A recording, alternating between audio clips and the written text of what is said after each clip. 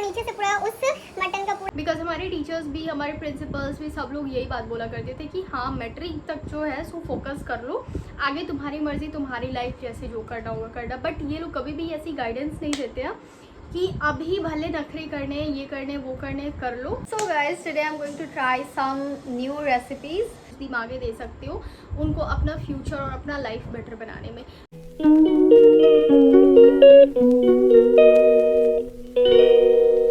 Hey cuties, Assalamualaikum, it's me Yasha. Welcome back to my day 11 of day 30 vlog video challenge. Oh my god, अब मुझे अच्छा लग रहा है। But आप लोगों से एक शिकायत है, आप लोग व्यूज़ नहीं दे रहे हो। मतलब क्या रीज़न है? आप लोग को मेरी नोटिफिकेशन नहीं मिल पा रही है या फिर मेरे वीडियो का लंबाई कुछ ज़्यादा हो जा रहा है? एक्चुअली मैं बकवास बहुत ज़्यादा करती हूँ, मतलब चिट चैट में बहुत ज़्यादा कर लेती हूँ। एक एक पॉइंट एक्सप्लेन करने के चक्कर में ना मेरा वीडियो बहुत ज़्यादा लंबा हो जाता है। इसीलिए मतलब आप लोग बता दो यार कि क्या करूँ, किस तरीके से मैनेज करूँ। और जो लोग अभी फ़िलहाल कमेंट्स कर रहे हैं कि आप बाहर जाओ, बाहर का शूट करो, यार जितना पॉसिबल होता है उतना मैं बाहर जा पाती हूँ। बेतुका बे काम के लिए मैं बाहर नहीं जाती हूँ, बट अभी मुझे बाहर जाना है। और आज फ्राइडे का दिन है, हर चीज़ हो चुका है। पहनी हुई थी मैं वो वाइट वाला अपना सूट, बट वाइट में निकाल दी। पता नहीं क्यों वाइट सूट पे स्किन मेरा बहुत ज़्यादा डल लग रहा था और फेस मेरा एग्जैक्टली बहुत ज़्यादा डल हो गया। इधर बहुत सारे दाने वाने आ गए हैं and I don't know the reason. अभी बाहर इसलिए जा रही हूँ क्योंकि मुझे ना कुछ कपड़े खरीदने हैं, रेडीमेड नहीं, कपड़ा का पीस खरीदना है। मीटर वाला जो कपड़ा मिलता है एकदम प्लेन, और उससे एक डिज़ाइनर फ्रॉक स्टिच करना है। तो आप लोग के साथ में फ्रॉक की कटिंग, स्टिचिंग सब कुछ शेयर कर दूँगी। So let's go. आज ना मैं लंच में भी, इनफैक्ट लंच का टाइम तो बीत चुका है। आज ना मैं डिनर में बनाने वाली हूँ कोफ्ते मटन के, तो वो भी मैं आप लोग के साथ शेयर कर दूँगी। मतलब थोड़ा सा अलग अलग सा हो जाएगा। फिलहाल ज़्यादा बकवास इंट्रोडक्शन में ना करते हुए मैं चाह रही हूँ कि अब हम लोग बाहर निकले। This is my today's outfit and ये आउटफिट बीच में मुझे नहीं हो रहा था क्योंकि बीच में मैं काफ़ी ज़्यादा मोटी हो गई थी, बट नाउ इट्स गुड। तो यार मोटे होकर फिर से पतले होने में जो मज़ा और नशा है ना, ये किसी और चीज़ में नहीं है। आज मैं पोनी बनाई हूँ, बाहर बहुत ज़्यादा गर्मी है। जल्दी से चलते हैं क्योंकि जल्दी से आना भी है मगरिब से पहले। देखो टाइम उतना हो रहा है, 5:15 हो रहा है। मगरिब का अज़ान 5:35 में या 5:40 के बीच में हो जाता है। उससे पहले हम लोग को घर पे आना है। That's why let's go. मैं इधर लोकल मार्केट में ही जा रही हूँ, ज़्यादा उधर हाई वाला मार्केट में नहीं जा रही हूँ। मतलब तो किसान मार्केट, पटना मार्केट, ये सब नहीं जा रही हूँ। जो मेरे एरिया का लोकल मार्केट है मैं वहीं जा रही हूँ, इसीलिए मैं जल्दी आ भी जाऊँगी। मेरी मास्क किधर है? Well I am done, let's go, चलते हैं। हाँ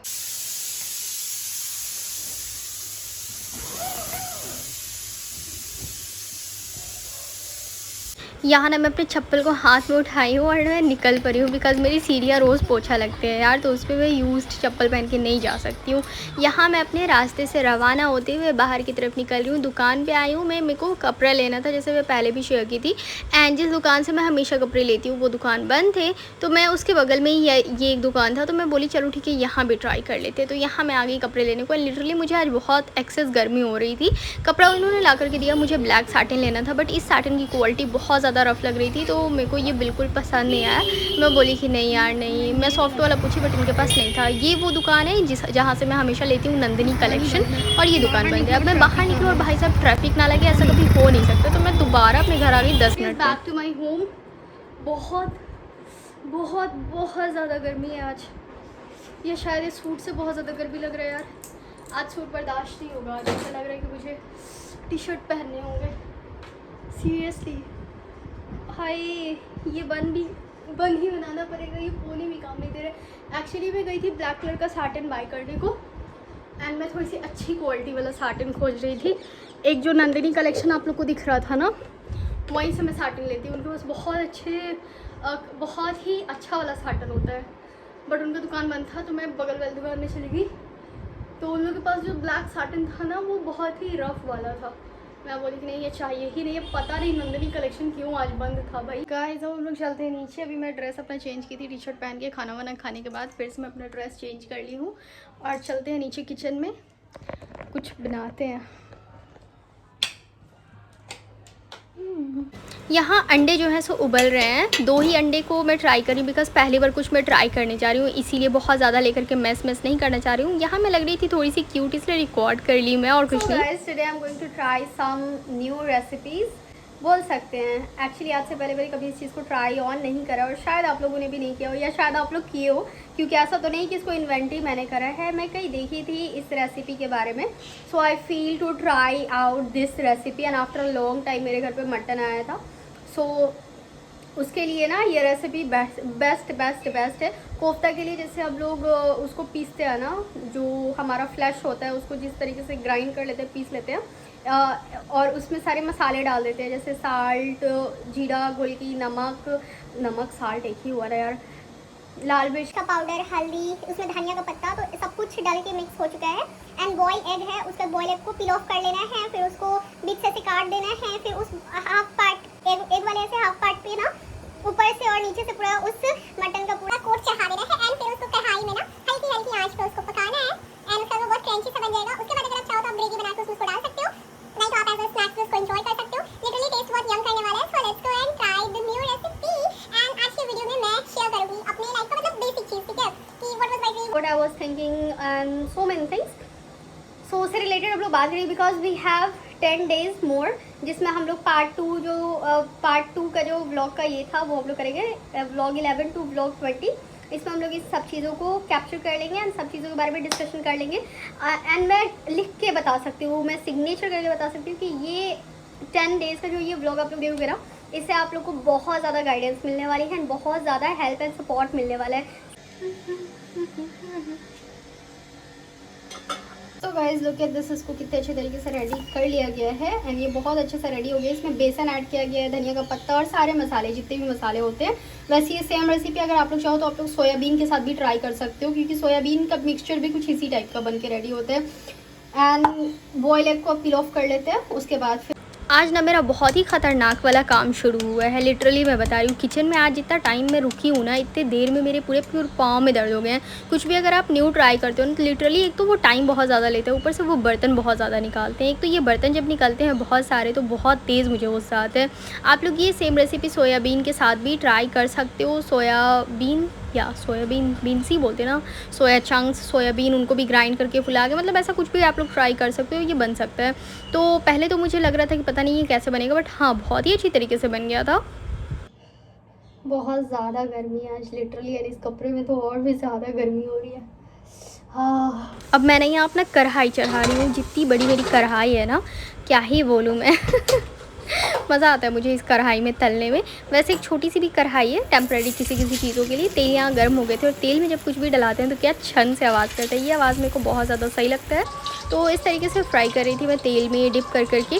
आज पता है पटना का टेम्परेचर कुछ ज़्यादा ही था एंड ह्यूमिडिटी बहुत ज़्यादा थी। ये इस तरीके से छन छन करके निकल गई। इसको पता है बिल्कुल ही धीमी आँच पे छानना, वरना क्या होगा ना कि जल जाएगा, क्योंकि जो फ्लैश होता है वो बहुत जल्दी जल जाता है। बेसन जो होता है उसको हम लोग थोड़ा हाई फ्लेम पे कर लेते हैं फ्राई, मगर ऐसे नहीं। यहाँ देखो ये रेडी हो चुका और मैंने इसे चाकू से कट कर दिया था एंड टेस्ट भी बहुत ज़्यादा यम लग रहा था, बहुत ही ज़्यादा सही लग रहा था। मतलब यार it was testing good. And अब अगर कोई गेस्ट आए ना तो उस टाइम पे भी हम लोग इसे बना करके आगे सर्व कर सकते हैं। ये इतना ज़्यादा सही है। इसका मसाला बना रही हूँ, जो मैंने मतलब छोटे छोटे बनाए थे, कोफ्ता बोल सकते हैं वो उसको, बट वो कोफ्ता के शेप में नहीं था, तो उसको टिक्की के शेप में बनाई थी। एंड यहाँ पे उसी का मसाला मैं भून रही हूँ, थोड़ा थोड़ा हल्का हल्का पानी डाल के, जिसमें हम लोग मसाला पीसते हैं ना जिस जार में, उसी में थोड़ा थोड़ा पानी डाल के हल्का हल्का पानी ऐड कर करके इसको फ्राई कर देंगे। एंड काफ़ी अच्छा सा ग्रेवी बन के रेडी हो जाएगा ना, फिर बस उसमें उसको डाल देना है एंड इंजॉय करते करते हम लोग खा सकते हैं। यस, और वो ये जो अंडा वाला था ना, इसको हम लोग बोलते हैं नरगिस कबाब। मुझे पता नहीं था, बट शायद। आज देखो इसका ग्रेवी कितना सही रेडी हुआ है। मतलब गर्मी इतनी ज़्यादा है ना आज, बहुत एक्सेस गर्मी है आज, बहुत ज़्यादा। तो इसलिए मैं इसी गर्मी के मौसम में थोड़ा सा इंजॉय करने के लिए आइसक्रीम मंगा रही। बाकी डाइट की तो वाट लग पड़ी है, कोई दिक्कत नहीं है, थोड़ा बहुत होना चाहिए मैनेज।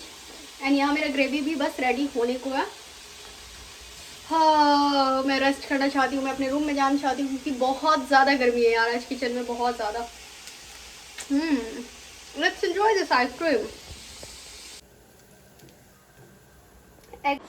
गाइस आज जो गर्मी है ना, समझ लो कि आधी मौत है। बहुत ज़्यादा गर्मी है यार, बहुत ज़्यादा गर्मी है।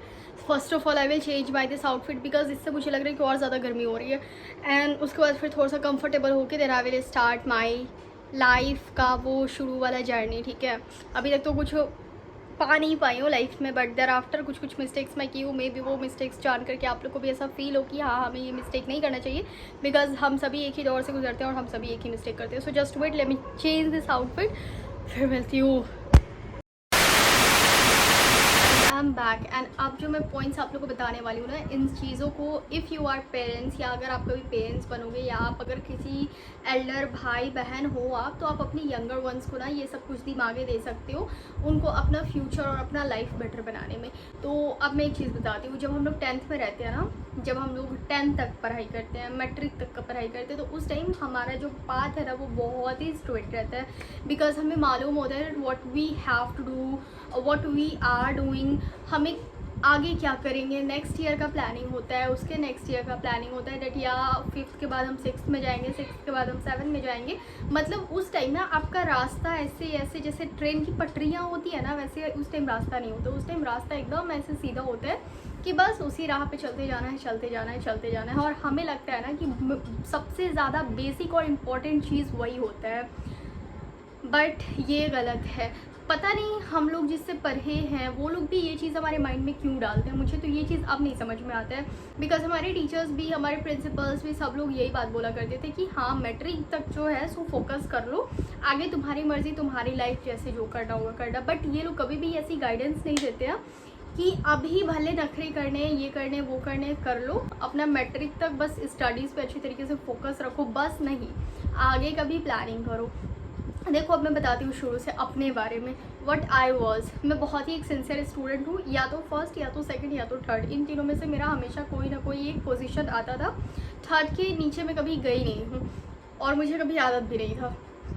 तो मुझे ऐसा फील होता था हाँ मैं बहुत ज़्यादा अच्छी स्टूडेंट हूँ, बहुत ज़्यादा ब्रिलियंट स्टूडेंट हूँ। तो उस टाइम पे ना मैं मतलब मुझे ये पता था कि हाँ जो डॉक्टर्स बनते हैं ना वो लोग बहुत ज़्यादा अमीर होते हैं और इतने अच्छे से पेशेंट को हैंडल करते हैं, दवा देते हैं, इंजेक्शन लगाते हैं, उस टाइम हर चीज़ बहुत अच्छा लगता था। बट प्रैक्टिकली मुझे ये पता नहीं था कि मैं ये चीज़ कर पाऊँगी या नहीं कर पाऊँगी, और बस मुझे ये चीज़ अच्छा लगता था इसलिए मैं ना उसको अपना एम बना ली थी। बट समटाइम्स मुझे ऐसा क्या लगता था कि टीचर लोग यार कितने अच्छे से हमें पढ़ाते हैं, कितने अच्छे से एक्सप्लेन करते हैं, टीचर्स होते हैं जो कि हमारी फ्यूचर्स को प्लान कराते हैं, हम सबकी लाइफ को ना अच्छा बनाते हैं। तो एम नंबर 2 भी वहाँ पे आ गया था। तो मुझे कभी कभी ऐसा मन होता था कि यार टीचर बनना कितना ज़्यादा सही होगा। और ये सब चीज़ें बहुत ही बचपन की बात मैं नहीं बता रही हूँ, 6th-7th की बात मैं बता रही हूँ। उस टाइम में I was a bit confused. But उसके बाद जब मैं आगे गई तो फिर मैंने मतलब फुल ऑन में डिसाइड कर ली थी कि हाँ मुझे मेडिकल करना है। अब मैं एक चीज़ बता देती हूँ कि हम लोग अपने मैट्रिक के टाइम पे क्या क्या मिस्टेक करते हैं जिसकी वजह से आगे हम लोग प्लानिंग नहीं कर पाते हैं। सबसे पहली चीज़ कि हम लोग फुल ऑन फोकस अपने स्टडीज़ पे कर लेते हैं, उसके अलावा कोई भी एक्स्ट्रा एक्टिविटीज़ हम नहीं करते, जो कि मैं करती थी। मुझे हर चीज़ का परमिशन था मेरे घर से, तुमको जिस एक्टिविटी में पार्टिसिपेट करना है you can do it. Because activities में आप लोग अगर पार्टिसिपेट करते हो ना तो उससे आप लोग प्रैक्टिकल भी होते हो, आपका जो माइंड है वो फ्रेश होता है और आपके जो दिमाग है वो खुलते हैं। सेकेंड थिंग, मुझे कभी भी मतलब मेरे पेरेंट्स जो थे, मेरी मम्मी एक हाउसवाइफ हैं, मेरे पापा गवर्नमेंट जॉब वाले इंसान हैं जो कि मतलब जाते हैं आते हैं, एंड वो लोग बहुत तवज्जो भी दिया करते थे हम लोग पे। मेरी mummy, my mom is not that much educated, but वो इस्लामिक लाइन में एजुकेटेड है, तो उन्होंने हमें ही सब कुछ सिखाया है। मतलब हमारे लिए कोई भी सेपरेट से कोई भी मौलाना साहब नहीं रखाए थे या फिर हमें पढ़ाने के लिए इस्लामिक चीज़ कुछ भी अलग से नहीं रखा थे। हमारी मम्मी ही हमें गाइडेंस दी है और A to Z मेरी मम्मी ही हमें पढ़ाई हैं। अब बता देती हूँ पापा के बारे में। पापा आते थे तो वो ABCD वगैरह वगैरह वगैरह वो सब चीज़ें वो मेरे पापा ही याद कराते थे। सब बताने का मेरा मेन मोटिव यही है कि मैं अपने पेरेंट्स को ब्लेम नहीं कर सकती कि वो लोग मुझ पर टाइम नहीं दिए, मुझ पर तवज्जो नहीं दिए।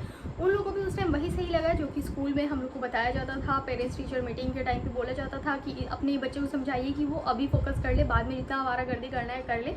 और शुरू से हमारे माइंड में यही चीज़ डाल जाती है। तो अगर आप लोग एल्डर सिस्टर ब्रदर हो, अपने भाई बहन के लिए कुछ अच्छा सोच रहे हो ना, तो उन्हें बोलो, अगर वो 5-6 क्लास में चले गए हैं तो उन्हें बोलो that you have to plan your future. और वही सही टाइम होता है आपको। एटलीस्ट अगर आप स्टैंडर्ड 8 में आ गए हो ना, तब से आप एकदम अपने फ्यूचर को प्लान कर लो एंड अपने गोल पे डटे रहो और एक ही गोल बनाओ। और दूसरा भी गोल बनाना है ना तो ऐसा बनाओ जो कि तुम्हारा पहले वाले से अटैच्ड हो। जैसे सपोज एक गोल हमने बना लिया कि हमें मेडिकल लाइन में जाना है और दूसरा हम एकदम ऑपोजिट बना लेते हैं कि हमें इंजीनियरिंग लाइन में जाना है। दोनों में बहुत ही फ़र्क होता है, ज़मीन आसमान का फ़र्क होता है। तो ऐसा लाइन मत बनाओ, अगर आपको मेडिकल लाइन में जाना है तो उसी से रिलेटेड एक और वे बना लो कि सपोज़ अगर मेरा ए सक्सेसफुल नहीं रहा तो एटलीस्ट मैं बी लाइन पे चल सकूं, बट मुझे उसके लिए पीछे नहीं आना पड़े, मैं उसी टाइम उसी रास्ते से चल सकूं। ये सब चीज़ें हमेशा प्लानिंग करके चलना चाहिए और स्कूल टाइम से ही आपको अपना फ्यूचर प्लान कर लेना चाहिए। मैंने भी प्लान किया था, मुझे भी मालूम था कि मुझे मेडिकल करना है, बट इशू मेरे साथ ये हुआ, मैं मैट्रिक तक का मैंने एग्ज़ाम दिया, बहुत ही अच्छे खासे मेरे मार्क्स आए थे, CGPA हमारा जो आता था बहुत ही बेटर था। उसके बाद मेरा एक और मिस्टेक हुआ, 10th जब मैं CBSE बोर्ड से की थी तो मुझे +2 भी CBSE बोर्ड से करना चाहिए था।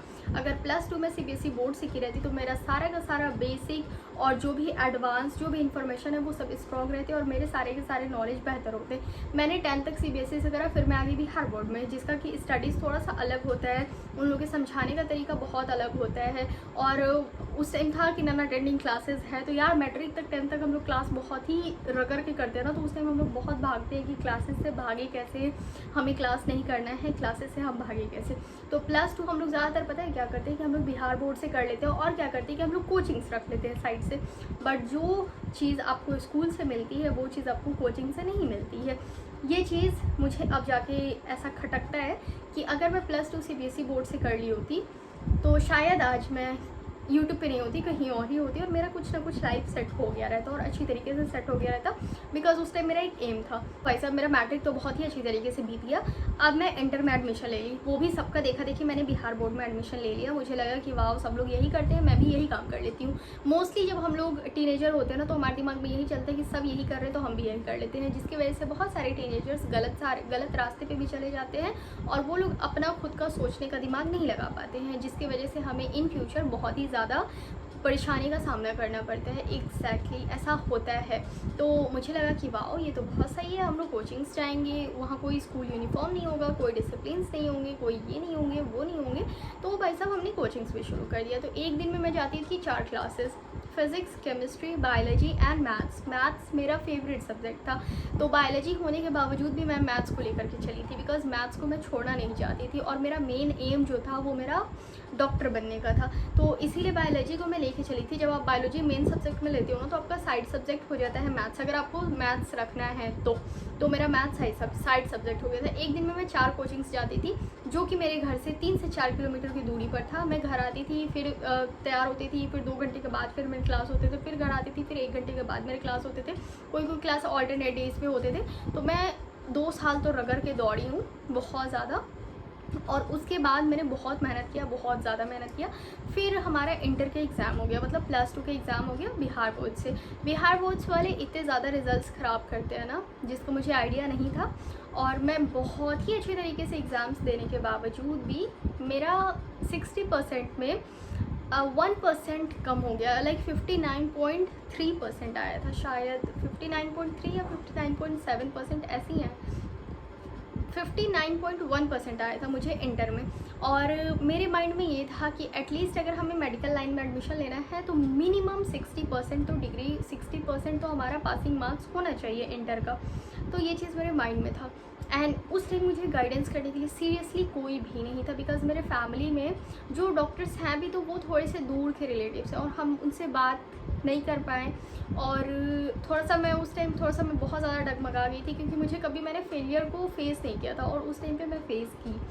मुझे कुछ नहीं समझ में आया, और भी अच्छे अच्छे कॉलेजेस के एंट्रेंस थे, मुझे ये भी नहीं पता था कि कॉलेज में एडमिशन लेने के लिए एंट्रेंस देना पड़ता है। सीरियसली मुझे ये चीज़ किसी ने नहीं बताया था, तो मुझे इस चीज़ की गाइडेंस नहीं मिली थी कि हमें कॉलेज में एडमिशन लेने के लिए एंट्रेंस देना होता है, और बिना एंट्रेंस के जिस कॉलेज में हमारा एडमिशन होता है या तो वहाँ का पढ़ाई उतना बेहतर नहीं होता है, या फिर नॉन अटेंडिंग आओ आप आओ मत आओ बस आप आकर के एग्ज़ाम दे दो वगैरह वगैरह वगैरह। मुझे करना था मेडिकल, और फिर वहाँ से जो था मेरा लाइफ चेंज हुआ, बहुत बुरी तरीके से चेंज हुआ। मुझे लगा कि मैं कुछ कर लूँगी, मैं कुछ बन लूँगी। उस टाइम पे मेरे यूट्यूब भी नहीं था, मेरे पास फ़ोन भी नहीं था, मुझे सोशल मीडिया के बारे में कुछ पता भी नहीं था। मतलब मेरा लाइफ एकदम सन्नाटा था, मुझे कुछ भी नहीं पता था, और मुझे ये भी नहीं पता था कि मैं किस राह पे जाने वाली हूँ, मैं क्या करने वाली हूँ, मैं क्या नहीं करने वाली हूँ। तो 12th तक अभी मैं बता दी हूँ ना, तो यहाँ तक में मिस्टेक्स मेरा यही था कि मेरा कुछ प्लानिंग नहीं था, फ्यूचर के बारे में मुझे गाइड करने वाला कोई नहीं था, किसी ने मुझे ये नहीं बताया कि तुरंत इंटर का एग्ज़ाम देने के बाद तुरंत ही ग्रेजुएशन के कॉलेजेस के लिए या फिर आपको कहीं का भी कॉलेज अगर सेलेक्ट करना है तो उसके लिए आपको एंट्रेंस देना पड़ता है। रिज़ल्ट आते आते एंट्रेंस का जो डेट है वो ख़त्म हो जाता है। ये सब चीज़ें मुझे नहीं मालूम थी, जिसकी वजह से मेरा ग्रेजुएशन में अच्छा कॉलेज मुझे नहीं मिल पाया और मुझे तो करना था मेडिकल, लेकिन मैं मेडिकल नहीं कर पाई। इसके पीछे का एक बहुत ही मेजर रीज़न है, दो बहुत मेजर रीज़न है, लेकिन वो दो मेजर रीज़न मैं इस वीडियो में ही बताऊंगी, इसके बाद वाले वीडियो में बताऊंगी। इस वीडियो में मैं बोली थी कि मैं बेसिक बताऊंगी कि बेसिक मुझसे क्या क्या मिस्टेक्स हुए हैं।